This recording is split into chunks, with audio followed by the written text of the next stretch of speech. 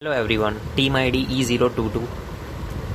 Our idea for COVID Hackathon 2020 is retarding human-to-human transmission by fabricating a currency sterilizer. So, myself Patel Shashwat, and as what's the current issue? The current issue is the human-to-human transmission is maximum of the coronavirus, and in this lockdown, mainly hospital, groceries and pharmacies are open.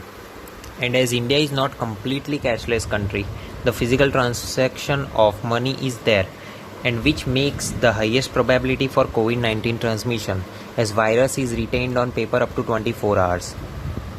So, no issues with current technology, as no technology to sterilize money is being developed.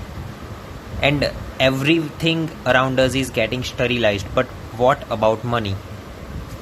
It is the biggest factor we are missing. So here's our machine, the currency sterilizer, which have a conveyor belt, and between that we have a chamber, an isolated chamber consisting of broad spectrum germicidal UV light.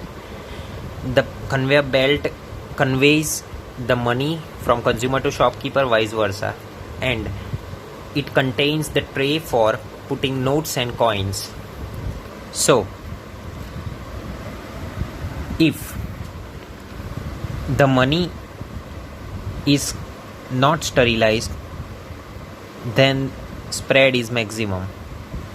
And other steps taken along are: selective shops in selective areas should remain open, sellers to be tested for corona to avoid spread, items to be delivered through a chamber. And the advantages for this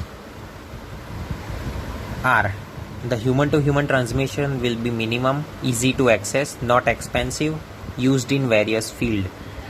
And scientists have known for decades that broad spectrum UV light between 200 to 400 nanometers wavelength highly effective to kill the bacteria.